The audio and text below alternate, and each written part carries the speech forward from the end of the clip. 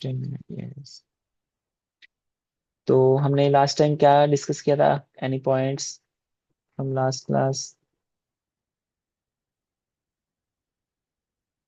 जी प्रभु जी, आपने last class में बताया था कि हम्म रामानुजाचार्य जी ने बताया कि भगवान की ना 12 क्वालिटीज हैं, हम्म हम्म जिसमें हम्म ह्यूमिलिटी और हमारे लव, मधुरता और ये सब आपने काफी सारे बताए थे। यस। तो टोटल 12 क्वालिटीज उन्होंने बताई थी, मतलब बहुत सारी हैं, उनमें से 12 कुछ कुछ मतलब मेन 12 बताई थी। तो उनके बारे में हमने डिस्कस किया था, जैसे सौशील्य है, वात्सल्य है, मार्दव, आर्जव, सौहार्द, साम्य, कारुण्य, माधुर्य, गांभीर्य, औदार्य, चातुर्य, स्थैर्य। तो ये सारी क्वालिटीज एक्चुअली भगवान के अलग अलग गुण हैं जो कि भक्तों के संबंध में, जैसे सौशील्य मतलब कि भगवान इतने महान है, पूरी सृष्टि के उन्होंने रचना की है, उसको मेंटेन कर रहे हैं।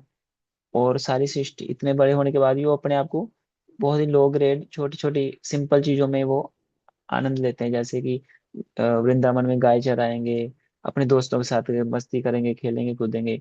देखा है तो कितना बड़ा काम कर रहे हैं, पूरी सृष्टि चला रहे हैं, but at the same time he is very simply he is doing Leela with his friends. वैसे वात्सल्य मतलब भगवान अपने भक्तों के प्रति बहुत ही उनका, जैसे गाय का अपने बछड़े के प्रति, वत्स के प्रति भाव होता है प्रेम पूर्वक, वैसे भगवान अपने भक्तों के प्रति बहुत ही वात्सल्य प्रेम से भरे होते हैं, उनके प्रति बहुत ही उनका स्नेह होता है। और मार्दव मतलब भगवान बहुत ही क्या है, अपने भक्तों के प्रति ही इज वेरी, एग्जैक्टली इसका मुझे मीनिंग अब क्लियर नहीं क्लिक नहीं हो रहा है, मार्दव का अर्थ नेक्स्ट मैं बाद में इसको कभी बताऊंगा। तो आर्जुआ मतलब भगवान बहुत ही ऑनेस्ट है, भगवान अपने जो वचन है उसको वो पक्का पूरा करते हैं। फॉर एग्जाम्पल भगवान जैसे पांडवों को उन्होंने रक्षा की हर हालत में, जो कुंती देवी थी जो पांडवों की माँ थी, वो पांडव मतलब भगवान से प्रार्थना करती थी कि मेरे पुत्रों की रक्षा कीजिएगा। तो भगवान ने बताया कि हाँ निश्चित रूप से ये तो मेरे मेरे मित्र हैं, वो मेरे सखा भी हैं, मेरे भक्त हैं, तो मैं इनकी अवश्य रक्षा करूंगा, और युद्ध में इनका कुछ भी बाल भी बांका नहीं होगा। तो भगवान ने अंत समय तक पूरे युद्ध में पांडवों की रक्षा की, स्पेसिफिकली अर्जुन की रक्षा की, इतने उनके पास उनके ऊपर अटैक्स हुए, एक आक्रमण हुए, स्टिल उनकी रक्षा हुई। एंड सौहार्द भगवान बहुत वेल विशर है अपने डिवोटीज के प्रति, है ना। तो भगवान ये तो हम देखते ही हैं। सामने मतलब भगवान इक्वल है, सबके प्रति सम्मान है। तो हम देखते हैं कि भगवान सबके प्रति समान है, जैसे बारिश होती है सबके प्रति समान है, वो खेत में भी गिरेगी, या फिर मरुस्थल है वहां पे भी गिरेगी, या कोई पत्थर का कोई एरिया है तो वहाँ पथरीली जमीन पे भी बारिश होगी। पर डिपेंड्स अपॉन कि हम कितना उसका लाभ उठा पाते हैं। तो अगर कोई बीज है उसको अगर पत्थर में डालेंगे तो वो उगेगा नहीं, चाहे जितनी मर्जी बारिश पड़ जाए। वही अगर बीज को हम मिट्टी में डालेंगे तो वही उग जाएगा। तो भगवान ऐसे ही बारिश की तरह समान है सबके लिए, बस हमारे ऊपर है कि हम उनकी कृपा कितना रिसीव करते हैं, हमें उसके पात्र बनना पड़ेगा उस कृपा को लेने के लिए। तो ये भगवान का एक नेचर है, साम्य। He is equal to everyone but he is specifically incline towards his devotees, अपने भक्तों के प्रति भगवान विशेष रूप से भगवान वो है, उनके प्रति उनका प्रेम रहता है। कारुण्य भगवान दया में है, अपने भक्तों के प्रति करुणा करते हैं। माधुर्य भगवान का मतलब जो सुंदरता है, ब्यूटी है, वो उसको देख के तीनों लोकों के जो लोग हैं वो आश्चर्य में हो जाते हैं कि भगवान इतने सुंदर हैं।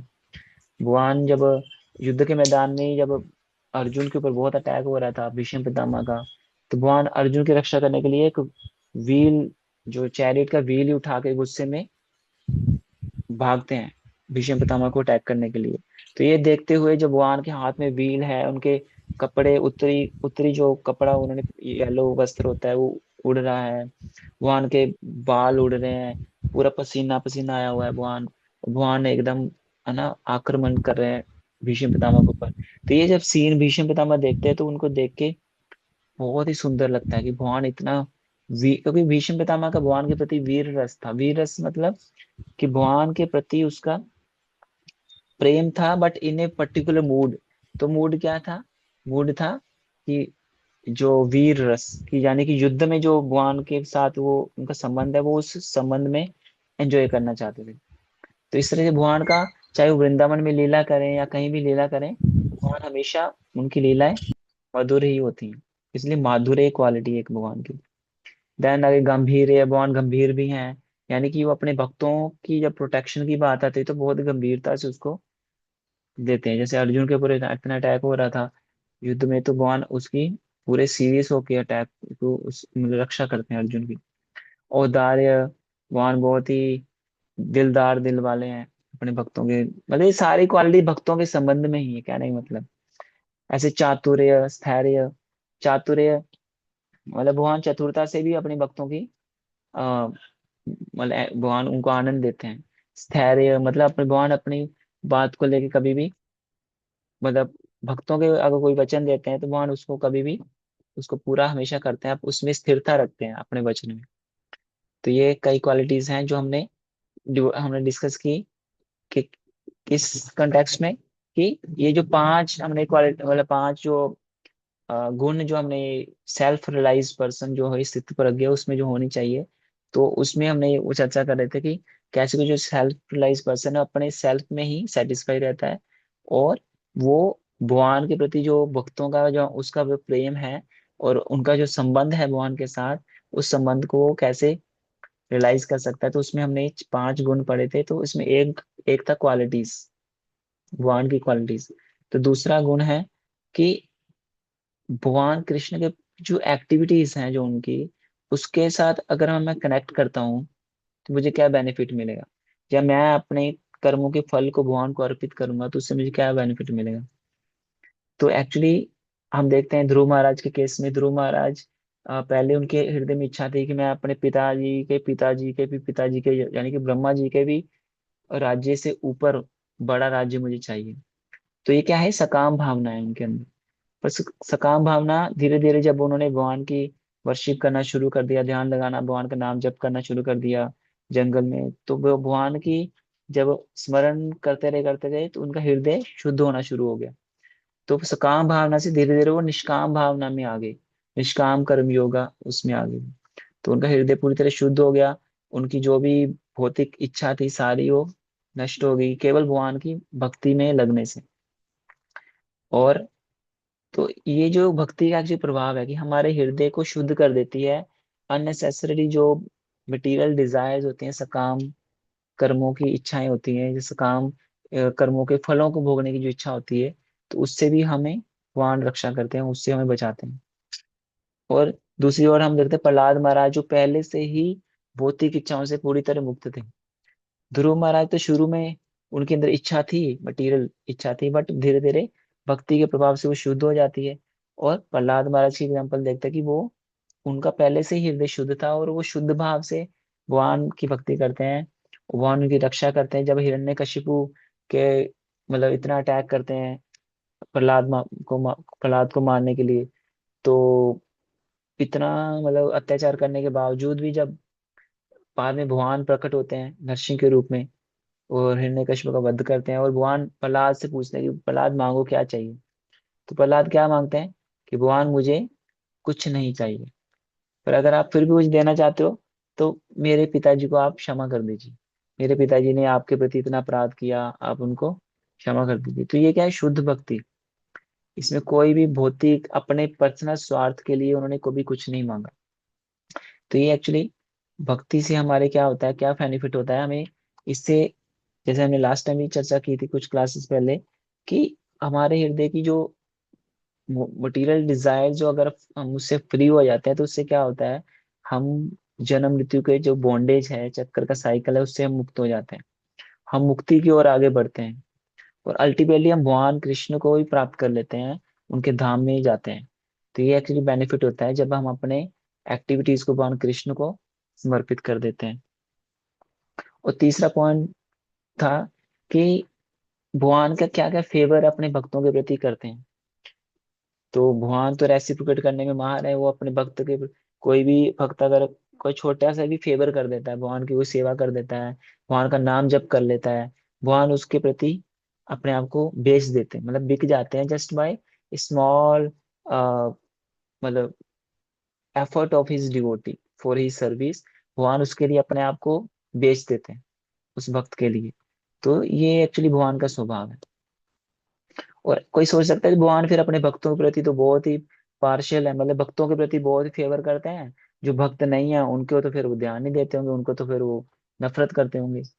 पर ऐसा नहीं है, भगवान का सब जीवों के प्रति बहुत समान भाव है, बहुत ही प्रेम है। इसीलिए तो भगवान सबको उनका हवा पानी सब कुछ दे रहे हैं। किसी को किसी चीज की हवा पानी क्या खाना दे रहे हैं, और जीवन जीने के लिए ये सब व्यवस्था भगवान करते हैं। वो बात अलग है। अपने भक्तों के लिए भगवान थोड़ा स्पेशल फेवर करते हैं। जैसे कोई मान लो देश का प्रधानमंत्री है, या कोई मान लो चीफ मिनिस्टर है, तो अपने पूरे राज्य के सभी जो राज्य के सिटीजन्स के प्रति उसका समान भाव है। पर जो उसका खुद का ही जो पुत्र है, उसके प्रति उसका एक स्पेशल एक लगाव रहता है, स्पेशल इंक्लिनेशन रहता है, क्योंकि वो उसका स्पेशल पुत्र है। बट ऐसे इसका मतलब ये नहीं कि वो अपने प्रजा के प्रति मतलब वो मतलब एक पूरा वो रहेगा। नहीं, प्रजा के प्रति भी उसका भाव है, पर स्पेशल एक होता है ना फ्लेवर, वो अपने खुद के पुत्र के प्रति। उसी तरह भगवान का खुद का जो पर्सनल एक निजी जो कह लो कि इस पुत्र हैं, वो क्या है, भक्त। तो भगवान भक्तों के प्रति स्पेशल फेवर करते हैं। जैसे एक स्टोरी आती है बिल मंगल ठाकुर। तो वो इतने बड़े भक्त थे कि वो जब वृंदावन में रहते थे भजन करते थे, उनकी आंखें नहीं थी, आंखें उनने आंखें आंखों से अंधे थे, तो भगवान का भजन करते थे, नाम जप करते थे, कीर्तन करते थे, अंधे थे। बट भगवान क्या करते थे, उनको हाथ पकड़ते थे, एक छोटे से बच्चे के रूप में भगवान आते थे, उनको एक जगह से दूसरी जगह लेके जाते थे। मान लो किसी उनको कहीं जाना है वॉशरूम के लिए, तो उनको लेके पकड़ के हाथ लेके जाते थे। कहीं रोड क्रॉस करना है तो उनको साथ में पकड़ के ले जाते थे। तो सिर्फ भगवान उनको साथ रेसिप्रोकेट करते थे। तो ये है भगवान का अपने भक्तों के प्रति स्पेशल फेवर। तो ये भगवान, इससे पता चलता है कि भगवान जो है वो एक पर्सन है, he is not an impersonal light और सम प्रकाश नहीं। क्योंकि प्रकाश के साथ तो कोई रेसिप्रोकेशन हो ही नहीं सकता है। There should be some person जिसके साथ हम रेसिप्रोकेशन कर सकते हैं। तो भगवान एक पर्सन भी है। Now the next point is कि भगवान का अपने भक्तों प्रति स्नेह स्नेह भरी क्या रहती है, या करुणा भरी दृष्टि रहती है भगवान की, compassionate glance over his devotees. तो भगवान अपने भक्तों को स्पेशल फेवर कैसे करते हैं, अपनी दृष्टिपात करने मात्र से। तो भगवान ने जैसे पांडवों की रक्षा की। इवन कुंती महारानी बोलती हैं अपनी प्रार्थना में, भागवत में आता है कि भगवान आप जब थे इस हमारे हस्तिनापुर में, जब आप रहते थे हमारे साथ, हमें दर्शन देते थे, यहाँ पे चलते थे फिरते थे, तो आपके जो चरण कमलों की जो फुटप्रिंट्स हैं, आपके फुट के प्रिंट्स हैं जो, वो हमारे राज्य की भूमि पे पड़ते थे, और वो हमारे राज्य की जो शोभा थी बढ़ जाती थी आपके चरण कमलों के दिव्य चिन्ह की वजह से। तो अभी क्या है, आप जा रहे हो द्वारका वापस, क्योंकि युद्ध खत्म हो चुका है, पांडव राजा बन चुके हैं, युधिष्ठिर महाराज। अब आपका कोई काम नहीं है यहाँ पे, आप अभी जा रहे हो वापस अपने घर द्वारका में, अपनी रानियों के पास। तो अभी हमारा राज्य आपके चरण चिन्हों से रहित हो जाएगा। तो क्या होगा, हमारा राज्य इतना फल रहा था, फूल रहा था, इतनी समृद्धि है। क्यों? क्योंकि आपने अपनी करुणामयी दृष्टि हमारे राज्य के ऊपर डाली हुई है, इसलिए हमारा हस्तिनापुर का जो राज्य है बहुत बड़ा फल रहा है, फैल रहा है, बढ़िया से सब कुछ सही से चल रहा है, और अनराइवल्ड किंगडम हमारे पास अभी आ चुका है। बट अभी आप चले जाओगे तो हमारा देखने वाला कौन होगा? तो इस प्रकार वो बताते हैं कि भगवान की जो दृष्टि है, करुणा में दृष्टि अपने भक्तों के ऊपर, उससे भक्तों का पोषण होता है, भक्तों की रक्षा होती है, भक्तों का जीवन में किसी भी चीज की कमी नहीं रहती। तो ये भक्ति का गुणगान एक्चुअली वो बता रही है।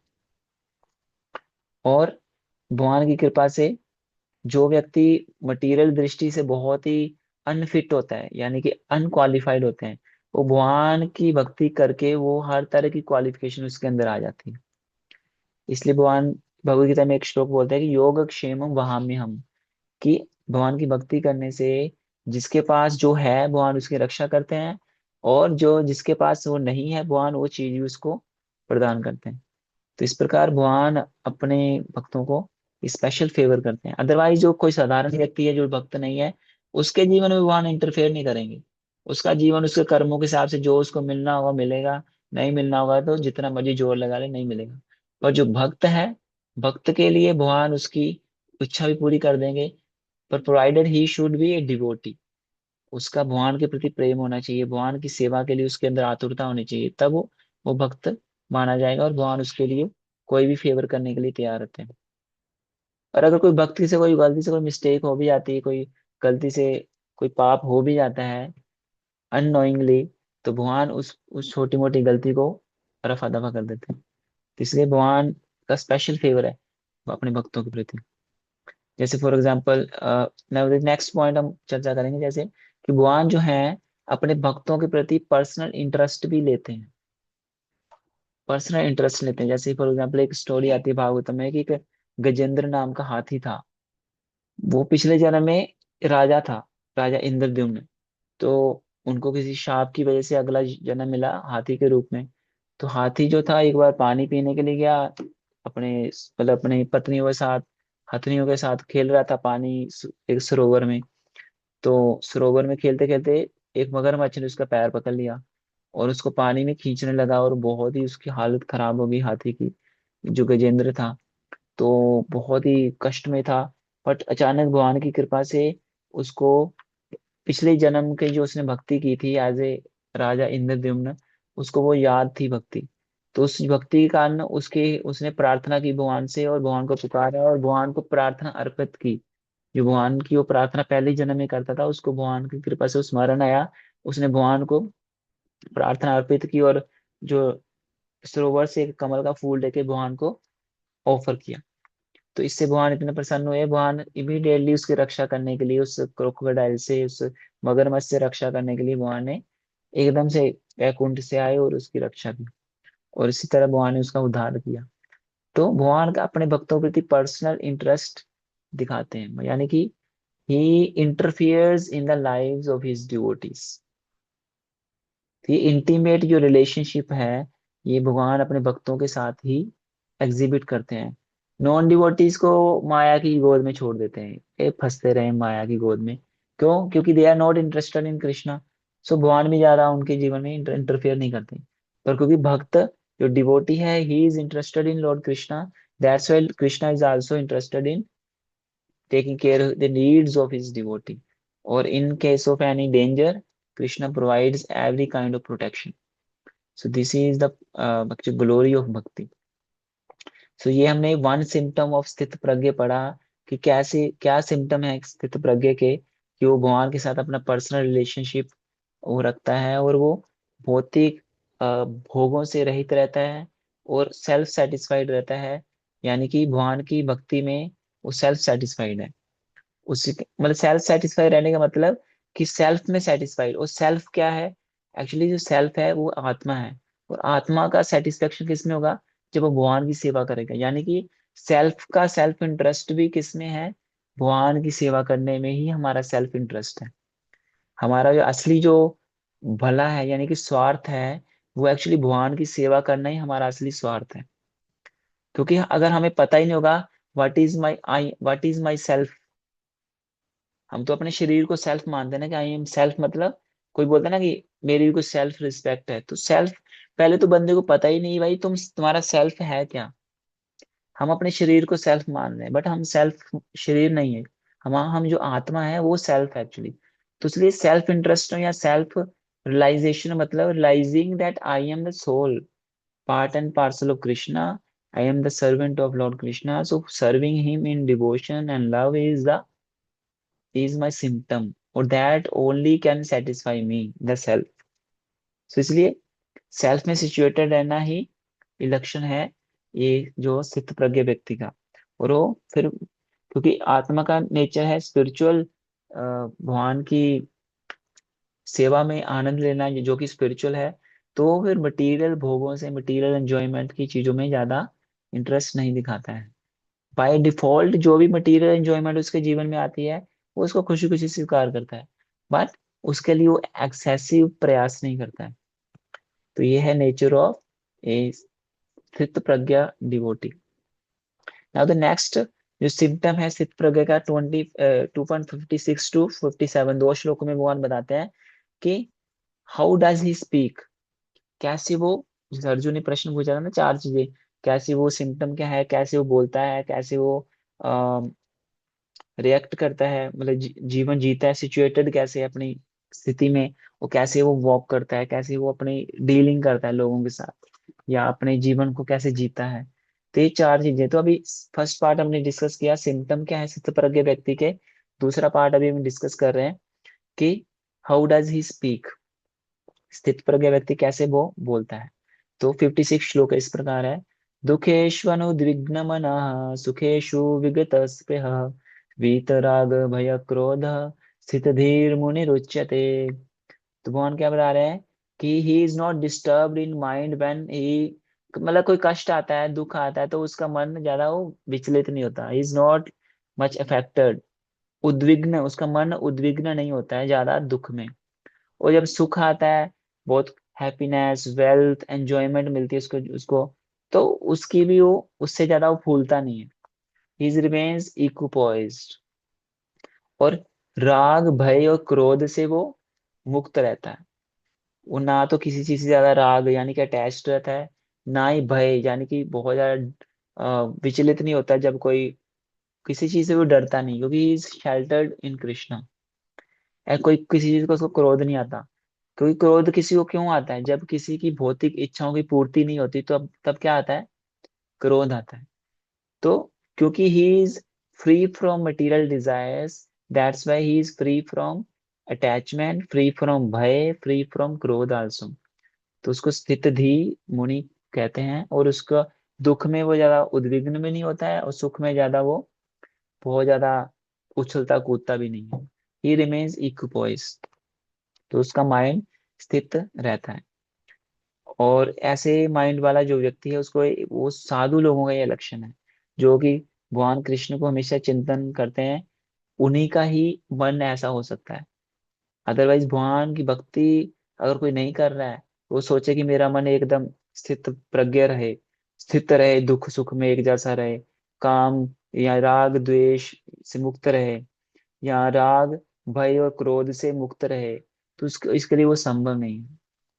केवल जो समझता है कि Krishna is my lord, I am his servant, and to serve him is the perfection of my life, so this this chetna only makes one स्थित धीर। क्योंकि उसकी बुद्धि फिक्स है भगवान की भक्ति में, भगवान की अंडर शेल्टर में फिक्स रहता है।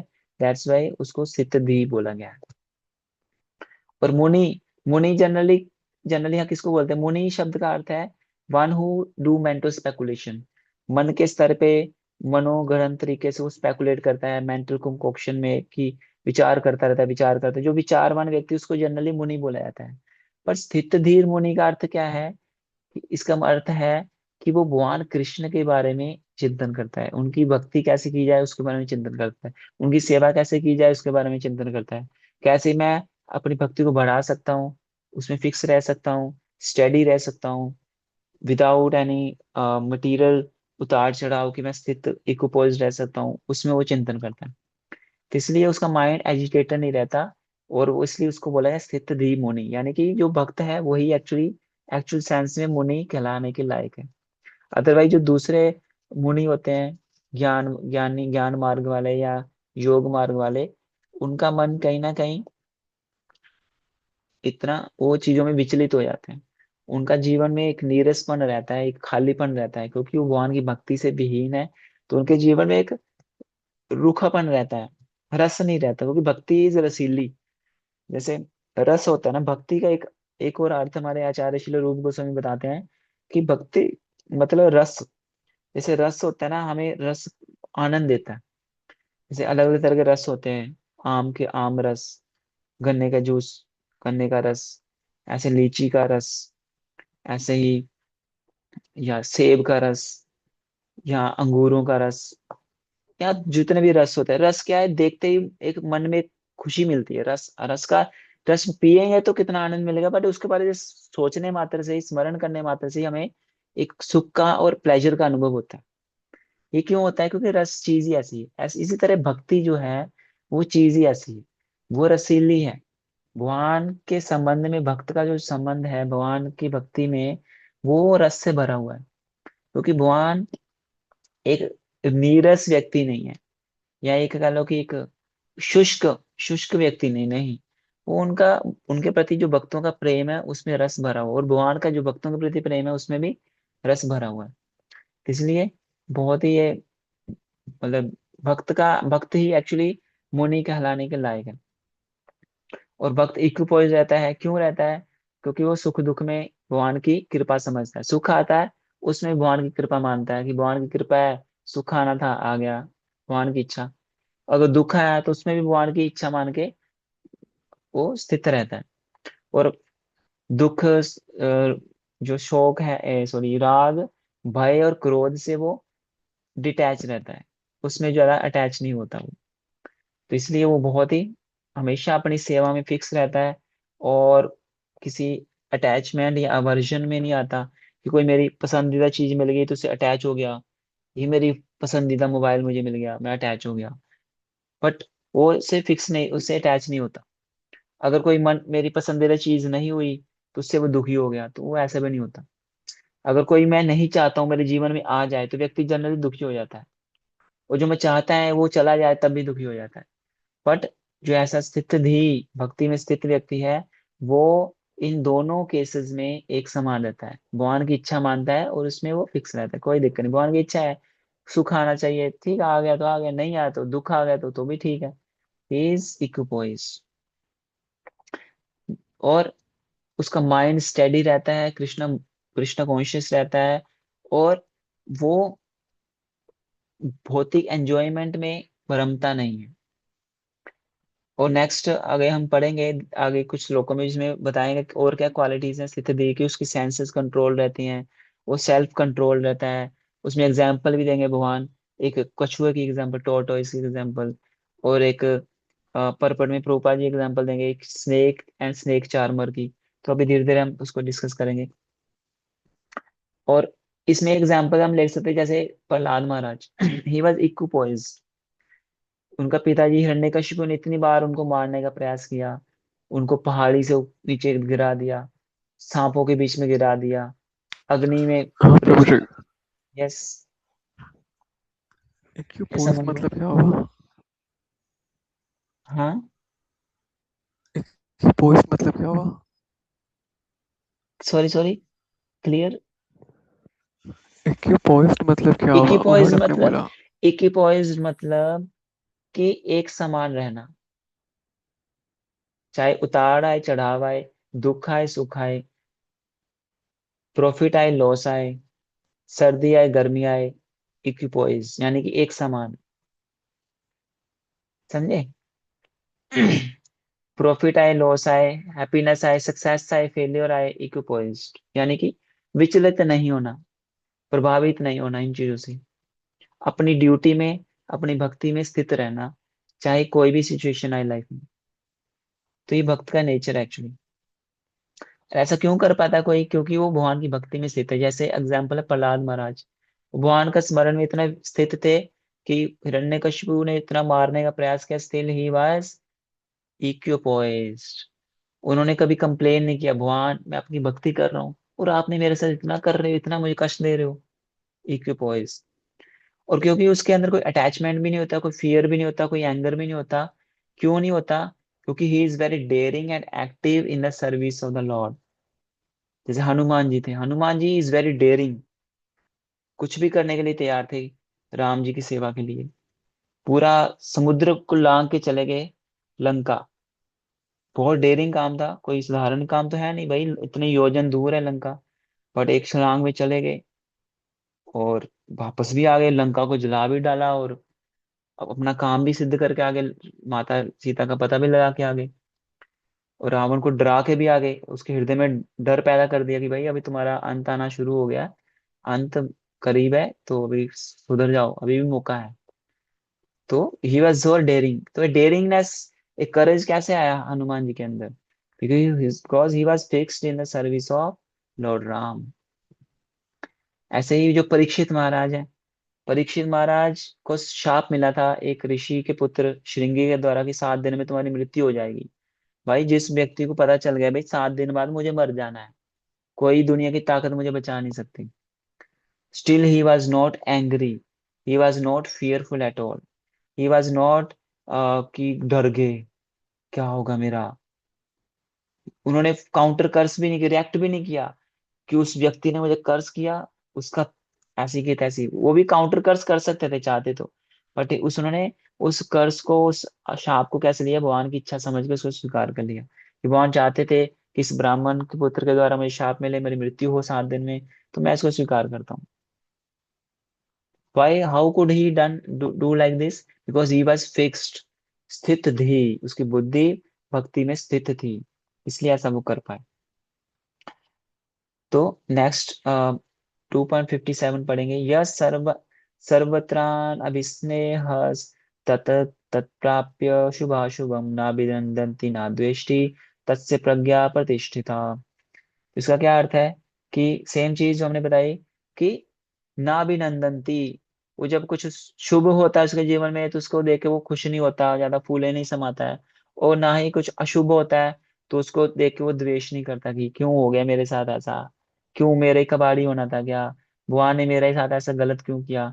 तो वो ऐसा कंप्लेन नहीं करता, क्योंकि वो हमेशा स्थित रहता है अपनी चेतना में, भगवान को मतलब अपनी प्रज्ञा को भगवान की चिंतन में लगाए रखता है। नाउ नेक्स्ट श्लोक है 2.58। तो इसमें क्या बताएंगे भगवान कि कैसे वो एक्ट करता है, यानी कि कैसे वो सिचुएटेड है, अपनी इंद्रियों को कैसे कंट्रोल करता है। तो उसमें एग्जांपल दे रहे हैं 58 में। यदा संहरते चायम कूर्मो अंगानि व सर्वशः इंद्रियाणि इंद्रियार्थेभ्य तस्य तस्य प्रज्ञा प्रतिष्ठिता। उसकी प्रतिज्ञा प्रतिष्ठित रहती है, स्थित रहती है भगवान में। कैसे? क्योंकि वो जैसे कूर्मा यानी कि एक कछुआ जैसे डेंजर में अपने अंगों को सिकुड़ लेता है ना, अपने पैरों को और सर को अंदर खींच लेता है। वैसे ही जो भक्त होता है स्थित धी वाला, वो जब भी इंद्र तृप्ति की चीजें दिखती हैं उसको, कहीं मान लो गंदा पोस्टर दिख गया, रास्ते में जा रहे बिल बोर्ड पे गंदा पोस्टर, मूवी का कोई गंदा सीन देख लिया, इमीडिएटली अपनी आंखें हटा लेता है। कुछ गंदा म्यूजिक सुन लिया, गाली गलौज सुन ली, इमीडिएटली कानों में अच्छी क्या बोला जा रहा है, अपनी कानों को बंद कर लेगा। मतलब भोग की वस्तुओं में वो अपनी इंद्रियों को संयमित कर लेगा, सेंस कंट्रोल कर लेगा। पर जब वो मंदिर में आएगा, भक्तों से मिलेगा, कथा सुनेगा, कीर्तन सुनेगा, अपने इंद्रियों को दोबारा से ओपन कर लेगा, सुनेगा, उनको स्पॉन्ज की तरह गेन करेगा। आंखों से भगवान के दर्शन करेगा, कानों से भगवान का कीर्तन सुनेगा, कथा सुनेगा। तो he uses his senses positively when there is positive environment। तो ये अपनी इस तरह से वो सेंसेस को कंट्रोल करता है। तो तो ये स्थित प्रज्ञा का 58 तक हमने आज किया। ये अपने सेंसेस को कंट्रोल करता है। वो जो इंद्रिय विषयों के जो ऑब्जेक्ट्स हैं, अगर वो डेंजर है, भक्ति के लिए प्रतिकूल है, तो उसमें अपने स्विच ऑफ कर देता है अपनी इंद्रियों को। और जो स्विच ऑन कब करता है? जब वो देखता है कि माहौल बहुत ही फेवरेबल है, भक्तिमय है, भगवान की भक्ति के लिए अनुकूल है, मेरी प्रगति के लिए भक्ति में अनुकूल है, तो अपनी सेंसेस को भगवान की सेवा में वो यूज करता है। तो इस तरह से उसको अलग से प्रयास नहीं करना पड़ता अपनी इंद्रियों को कंट्रोल करने के लिए। वो भगवान की भक्ति के कार्य में लग के अपने आप ही उसकी सेंसेस, उसका माइंड कंट्रोल हो जाता है। तो आज हम यहीं पे विराम देते हैं। फॉर एग्जाम्पल जैसे एक्चुअली शास्त्र में बताया गया कि हमारी जो इंद्रियां है ना, वो सांप की तरह है, यानी कि जहरीली। जहरीली मतलब ये जब भोगों को एंजॉय करती हैं अपनी सेंसेस, तो ये एक्चुअली वो अपना जहर छोड़ती है और हमारा वो नुकसान करती है। पर जब जैसे स्नेक चार्मर होता है ना, सांप को कंट्रोल करने में, तो बीन बजाता है, P P P P P P ऐसे को बीन बजाता है, तो उससे सांप कंट्रोल हो जाता है, शांत हो जाता है। वैसे ही जब हम भगवान की सेवा करते हैं या भगवान के नाम का जप करते हैं, हरे कृष्णा कृष्णा कृष्णा हरे हरे, तो इस तरह से हमारी भी सेंसेस, हमारा मन भी कंट्रोल हो जाता है। क्योंकि वो अनकंट्रोल सर्प सर्प की तरह है हमारी सेंसेस, जो हमें हमेशा डसने के लिए तैयार बैठी हैं जब हम भोग करते हैं। पर जब हम भगवान की सेवा में लगते हैं, भगवान का नाम जप करने के माध्यम से ये सेवा करते हैं, उससे हमारी सेंसेस, हमारा मन भी कंट्रोल हो जाता है और हम बहुत ही भक्ति में स्थित रहते हैं। तो आज यहीं पे हम विराम देते हैं। नेक्स्ट हम 59 से शुरू करेंगे, 58 से आगे और चर्चा करेंगे। तो आपका कोई क्वेश्चन है तो पूछ सकते हैं। तो आप सबने क्वेश्चंस पूछे तो हैं कि Prabhu ji, can you shed some light on following with examples 3 types of karma, kriyaman, sanchit, prarabdh. Yes, prarabdh kriyaman karma, important question. तो एक्चुअली यस, संचित कर्म होता है जो पिछले कई कई जन्मों के जो कर्म है संचित, उसका जो इकट्ठा अगर देखा जाए, एक मान लो जिस आटे का गोला होता है, आटा गूंदा हुआ हो, तो संचित कर्म है पिछले कई कई जन्मों के जो कर्म का एक बड़ा सा गोला बना हुआ है हमारे ऊपर, बोझ है संचित, उसको बोला संचित कर्म। उन संचित कर्मों में से कुछ एक पेड़ा लिया और आपको दिया यूज करने के लिए, तो वो हो गया प्रारब्ध। अब एक जन्म हमारा इस मनुष्य जन्म में हमें जो कर्म भोगना है उसको बोलते हैं प्रारब्ध कर्म। और उस प्रारब्ध कर्म क्या है, जैसे वो पूरे आटे के बड़े स्टॉक में से एक गोला लिया आटे का और इस जन्म में हमने भोगने के लिए दे दिया, उसको बोलते हैं प्रारब्ध कर्म। ठीक है। और जो क्रियमान कर्म है, उस प्रारब्ध कर्म, क्रियमान कर्म का मुझे अभी क्लियर नहीं हो रहा है, मैं नेक्स्ट टाइम आपको उत्तर दूंगा इसका, या मैं अभी क्लियर करके आपको ऑडियो में ग्रुप में आंसर दूंगा। ठीक है। तो दो चीज मैंने आपको बता दी। How does interconversion of these karma happens is प्रारब्ध कर्म फल। प्रारब्ध बहुत कर्म भी है फल भी है, क्योंकि जब हम पिछले जन्मों के फल हमें मिलते हैं, तो उन फलों को भोगते हुए कई बार हम और नए कर्म फल जनरेट करते हैं। मान लो पिछले जन्म में कर्म के कारण, फल के कारण मुझे इस जन्म में मुझे एक पोस्ट मिल गई प्राइम मिनिस्टर की, या कोई भी आईएएस बन गया मैं मान लो, तो आईएएस में बन गया, पर आईएएस बनने के बाद वो मेरा फल था पिछले जन्म के कर्मों के मुताबिक, बट आईएएस बन गया, फल भोग रहा हूँ। अब फल भोगते हुए भी मैंने कुछ कर्म किए ना, आईएएस में मैंने कुछ गलती करती, किसी गलती व्यक्ति को दंड दे दिया, किसी को रिवार्ड दे दिया, उसके कारण मुझे फिर और फर्दर हो सकता है कुछ, मतलब कुछ मैंने गलत कर दिया किसके साथ, तो और मेरा फर्दर फ्यूचर के लिए पाप का जो फल जनरेट हो गया, तो उसके भोगने के लिए फिर मुझे नए किसी नए बर्थ में मुझे जाना पड़ेगा। तो इसलिए दोनों चीजें हैं, प्रारब्ध कर्म भी है और फल भी है। और क्वेश्चन पूछा शशांक ने कि अवश्य में भोक्तव्यम क्रिय कर्म शुभाशुभ rule can be apply to all types of karma phal और will some time of karma phal never be exempt of by Krishna.